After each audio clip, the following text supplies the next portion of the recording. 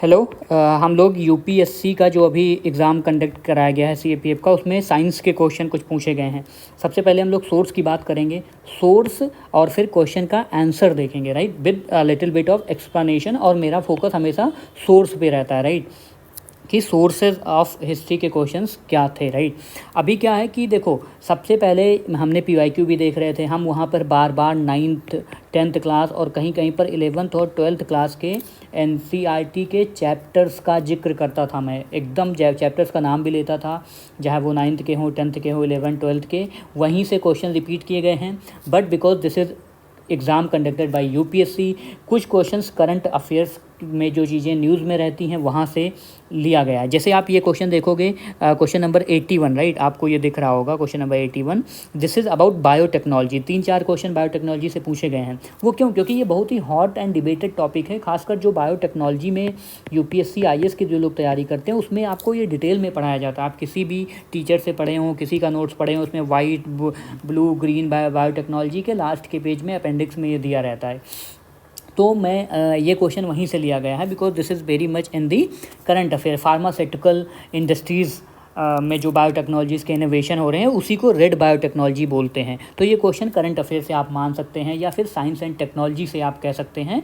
कुछ लोगों के लिए क्वेश्चन टफ हो सकता है, but those who are preparing for IAS exam, उन्होंने, आई एम 100% श्योर, वो इसको ज़रूर सुने होंगे। और अगले क्वेश्चन पे हम लोग चलते हैं।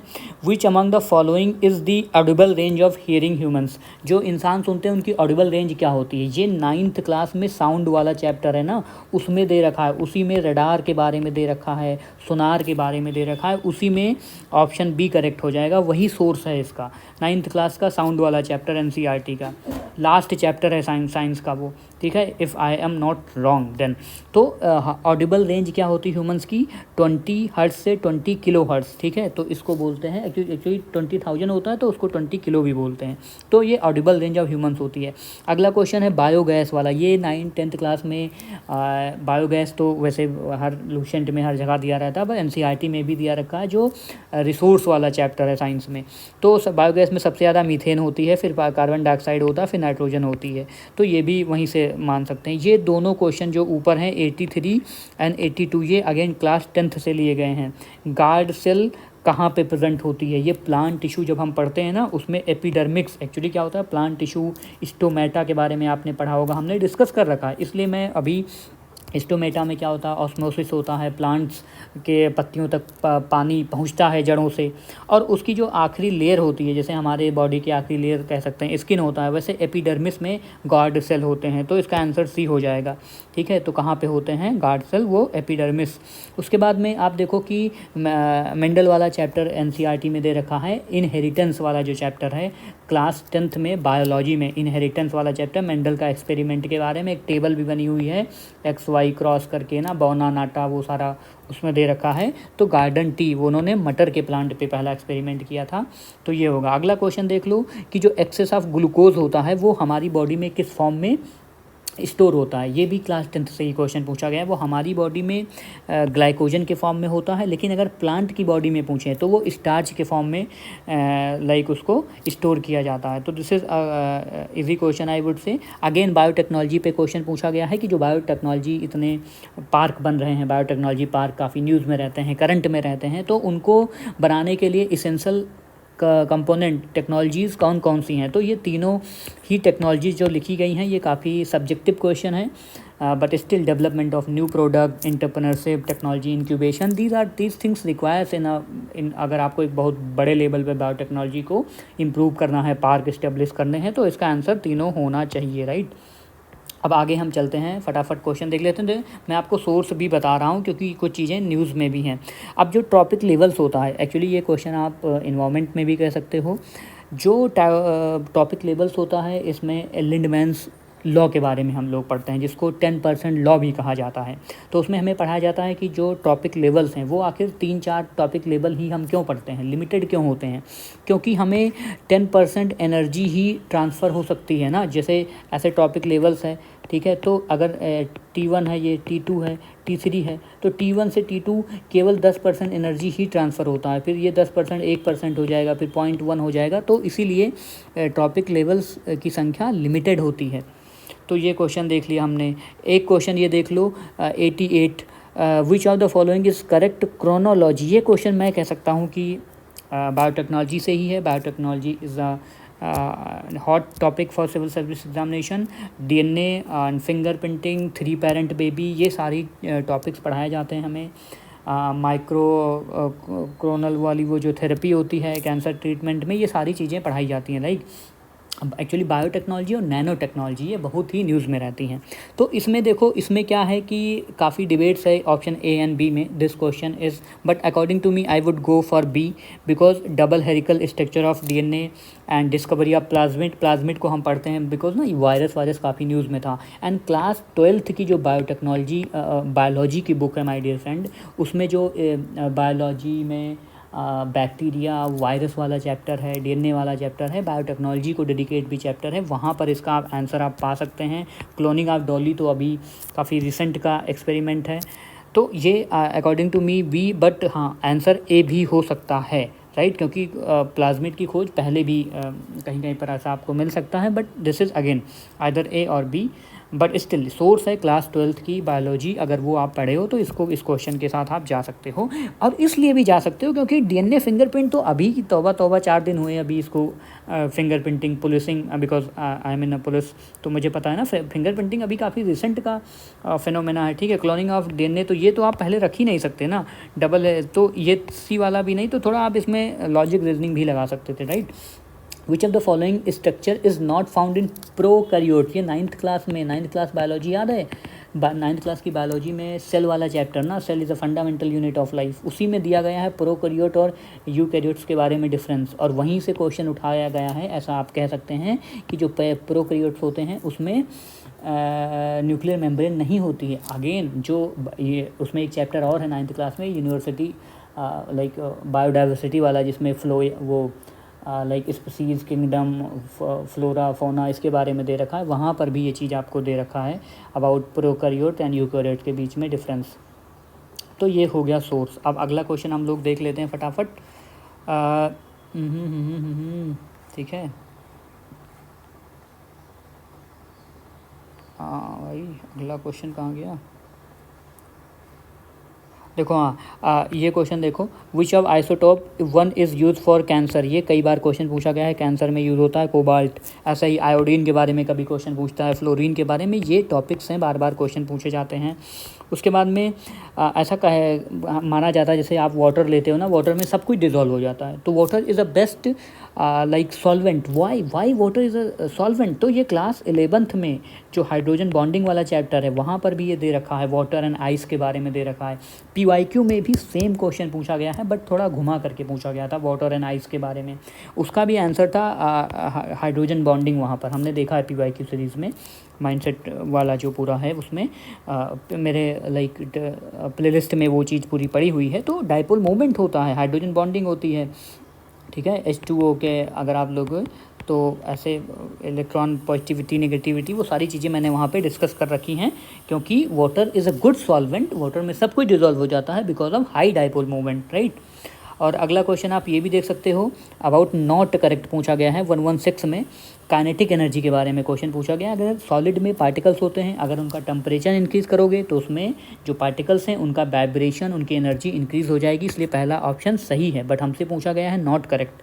तीसरा अगर हम देखेंगे द स्टीम, जो स्टीम होती है उसमें ज़्यादा ऊर्जा होती है, क्यों, क्योंकि वो उसमें लेटेंट हीट होती है। ये 9th क्लास में ही हमें पढ़ाया गया है लेटेंट हीट ऑफ वेपराइजेशन के बारे में। तो 9th क्लास में ही ये स्टेटमेंट है कि heat has more latent heat, इसलिए हीट ज़्यादा खतरनाक होती है पानी से। अगर 100 डिग्री पे आप पानी रखो, 100 डिग्री पे आप हीट रखो, तो हीट के पास ज़्यादा एनर्जी होती है, वो आपके स्किन को जला देगा, बट पानी शायद थोड़ा देर बाद असर काम करे। तो तीसरा भी सही है। Direct change of gas to solid is called deposition. हाँ, गैस से डायरेक्ट अगर सॉलिड कोई चीज़ होती है तो उसको डिपोजिशन बोलते हैं, लेकिन कोई सॉलिड डायरेक्ट गैस बन जाता है तो उसको सब्लिमेशन बोलते हैं, जिसमें कैम्फर और ये सारी चीज़ें हम लोग पढ़ते हैं ना। बट इसका जो बी वाला ऑप्शन है वो गलत है। इसमें लिखा है maximum temperature at which solid melts. ठीक है, ये मेल्टिंग पॉइंट के बारे में है, तो एक्चुअली ये बॉइलिंग पॉइंट की तरह स्टेटमेंट बनाने की कोशिश किया जा रहा था, तो ये स्टेटमेंट गलत बनाया गया है। तो यही स्टेटमेंट हमारा ऑप्शन बी हो जाएगा कि maximum temperature at which a solid melts to become a liquid at atmospheric temperature. देखो एटमॉस्फेरिक टेम्परेचर वाला जब बॉइलिंग पॉइंट की आप डेफिनेशन पढ़ोगे कि कोई चीज़ बॉइलिंग पॉइंट क्या किस पर होती है, कि जब like atmospheric pressure of liquid in equal हो जाता है अपने सराउंडिंग से, तो उसी को बॉइलिंग पॉइंट कहते हैं और पानी उबलने लगता है।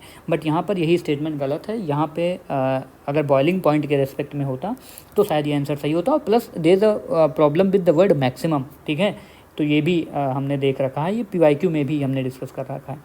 Which of the following is a correct with respect to, ये अगेन क्लास 10th का बॉन्डिंग वाला चैप्टर है, कार्बन बॉन्डिंग कैटेनेशन वाला चैप्टर। उसमें है कि कार्बन कार्बन ट्रिपल बॉन्ड होता है। अगर इथाइन का फार्मूला आप देखोगे तो कार्बन कार्बन में ट्रिपल बॉन्ड होंगे, राइट, तो यही फार्मूला हो जाएगा।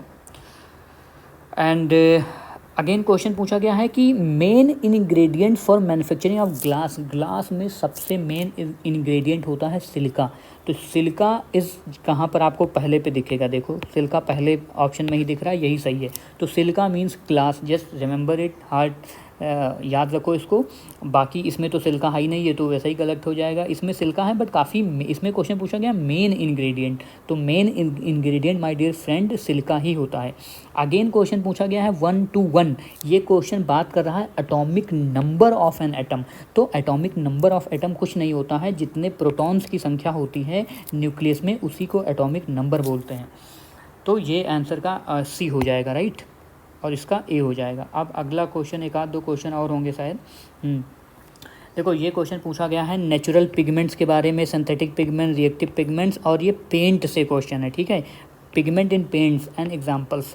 देखो ये क्वेश्चन मैं आपको बताऊं, UPSC IAS के एग्ज़ाम में 2023 में एक क्वेश्चन पूछा गया था, और वो क्वेश्चन था टाइटेनियम ऑक्साइड के बारे में। आप कहोगे टाइटेनियम ऑक्साइड के बारे में, तो कोई क्वेश्चन नहीं था डियर फ्रेंड, क्वेश्चन था ओर के बारे में। क्वेश्चन पूछा गया था कि टाइटेनियम वहीं से निकाला जाता था, इलियम एंड ल्यूटाइल के बारे में क्वेश्चन पूछा गया था। अगर आप PYQ को अच्छे से सॉल्व किए हैं तब आपको ये पता होगा। तो वहाँ पर टाइटेनियम ऑक्साइड भी नेचुरली एकर होता है, लेकिन अब यहाँ पर आप चॉक देखोगे तो चॉक भी नेचुरली एकर होता है। तो ये क्वेश्चन मैं इसलिए आई एम नॉट वेरी श्योर कि नेचुरल पिगमेंट अगर चाक है, क्योंकि भाई नेचुरली एकर होता है, लेकिन चाक तो रिएक्शन भी कर लेता है ना। चॉक क्या होता है, तो हो सकता है चॉक ए का सी भी हो जाए, रिएक्टिव पिगमेंट्स भी हो सकता है ना, क्योंकि क्या होता है चूना को जब आप पानी से मिलाते हो रिएक्शन होता है, तभी तो वो भाई रिएक्शन करता है कि नहीं करता है। तो मैं इसमें थोड़ा सा कन्फ्यूज हूँ, बट ये क्वेश्चन बाकी ये जो वाइट लेड है एंड रेड लेड है, ये तो वाइट वाला काफ़ी हानिकारक होता है, तो सिंथेटिक इसको बनाया जाता है, रेड को आप इनर्ट रख सकते हो।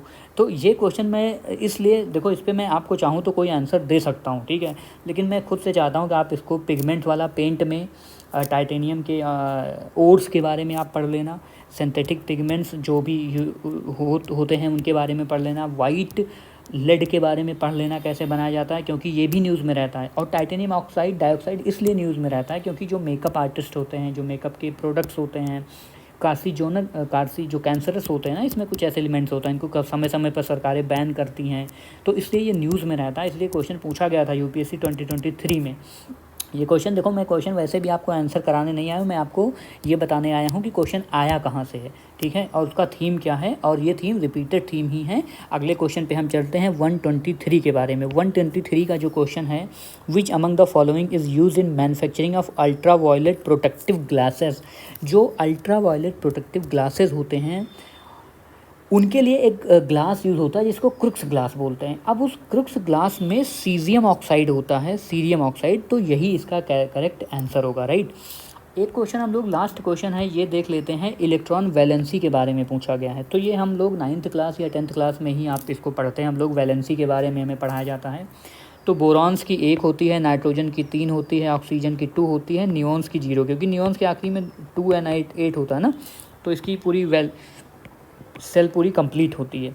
तो यही आप आंसर मान सकते हैं, ठीक है। तो ऐसे अकॉर्डिंग टू इसके डी शायद आंसर हो जाएगा इसमें, ठीक है। तो बट यही है, बोरॉन्स की वैलेंसी 1 होती है, नाइट्रोजन की 3 होती है, ऑक्सीजन की 2 होती है। और कौन सा क्वेश्चन है, हाँ ये क्वेश्चन आप देख लो, which among the following is an example of endothermic exothermic reaction. ये क्लास 10th में केमिस्ट्री में दे रखा है, लाइक जो केमिस्ट्री वाला चैप्टर है रिएक्शन वाला, तो उसमें भी देखो एंडोथर्मिक रिएक्शन जिसमें आपको एनर्जी सप्लाई करनी पड़ती है। और फोटोसिंथेसिस हमने पहले बचपन से ही पढ़ा है कि फोटोसिंथेसिस में क्या होता है, सनलाइट आती है यानी फ्री एनर्जी आती है। सिविल सर्विस एग्जामिनेशन ने इसको क्वेश्चन पूछा फ्री एनर्जी करके, लोग कंफ्यूज हो गए कि भाई फ्री एनर्जी क्या होती है। ठीक है, तो ये this is the level of civil service examination कि उसमें भी बोला कि भाई सनलाइट को उसने फ्री एनर्जी लिख दिया। तो ऐसे ही free energy is nothing but आपको एनर्जी तो देना ही पड़ रहा है ना, तभी तो फोटोसिंथेसिस हो रहा है। प्लांट कैसे खाना बना रहे हैं, तो ये जो प्लांट्स जो अपने पौधे खाना बनाते हैं, फोटोसिंथेसिस जो प्रक्रिया होती है ये एक एंडोथर्मिक है। बाकी कंबशन कोई चीज़ जला रहे हो या रेस्पिरेशन है, रेस्पिरेशन में भी एनर्जी एक्सोथर्मिक। ठीक है, mixing of alkali and acid, ये तो न्यूट्रलाइजेशन हो जाएगा। ठीक है, तो ये सारी चीज़ें हैं जो आपको ध्यान में रखनी चाहिए, तो इसमें फोटोसिंथेसिस सही हो जाएगा। ये सारा चीज़ हमने एक कोई वो पूछा गया था, हाँ ये क्वेश्चन देखो, हाँ ये सॉरी ये क्वेश्चन है 113 में पूछा गया था, विच of the following is not required medium. Medium किसको नहीं चाहिए, रेडिएशन में मीडियम नहीं चाहिए। ठीक है, ये वैक्यूम में भी ट्रेवल कर सकता है रेडिएशन। अगला इलेक्ट्रोमैग्नेटिक इंडक्शन, जो क्लास 12th की फिजिक्स है उसमें ये कॉन्सेप्ट दिया गया है मैग्नेटिक्स एंड ऑल के बारे में, हालांकि क्लास 10th में भी दिया गया है बट इंडक्शन के बारे में क्लास 12th की फिजिक्स में दिया गया है। तो इसमें कौन सा नहीं है जो इलेक्ट्रोमैग्नेटिक इंडक्शन के फिनोमेना पे काम करता है। ये जनरली लूशन ट्यूशन से भी आप पढ़ सकते हैं, बट हाँ इसमें इलेक्ट्रॉन माइक्रोस्कोप है, इसका जो बेसिस होता है वो फोटो इलेक्ट्रिक इफेक्ट होता है। बाकी ये जो सारी चीज़ें हैं, इंडक्शन कुकर, गैल्वेनोमीटर्स, ये सब कहीं ना कहीं इलेक्ट्रोमैग्नेटिक इंडक्शन वाला जो प्रक्रिया है उससे प्रभावित है, उसका यूज़ होता है इनमें। तो ये क्वेश्चन हो गया। एंड विच ऑफ द कौन क्वेश्चन और बचा है, ये क्वेश्चन जो 1111 है, ये माय डियर फ्रेंड जब हम 9th क्लास के एनसीईआरटी में फ़िज़िक्स का चैप्टर पढ़ते हैं, मोशन वाला चैप्टर जब हमें पढ़ाया जाता है, उसमें ना हमें कुछ 3 ऐसे इक्वेशन है पढ़ाए जाते हैं। आपको अगर याद हो, मैं याद दिला रहा हूँ क्योंकि मैं आपको आंसर तो इसका 45 है। ठीक है, 45 मीटर्स आंसर आपको लेना है तो आप यहाँ से, बट मैं आपको थीम बता रहा हूँ कि उसमें 3 ऐसे इक्वेशन हैं। बाल को ऐसे फेंका जाएगा, ऊपर जाएगा, नीचे आएगा, तो ये जो इनिशियल स्पीड है, फाइनल स्पीड है, वो बराबर ही रह जाएगी। फिर ऊपर जाएगा, 70% एनर्जी हो जाएगी।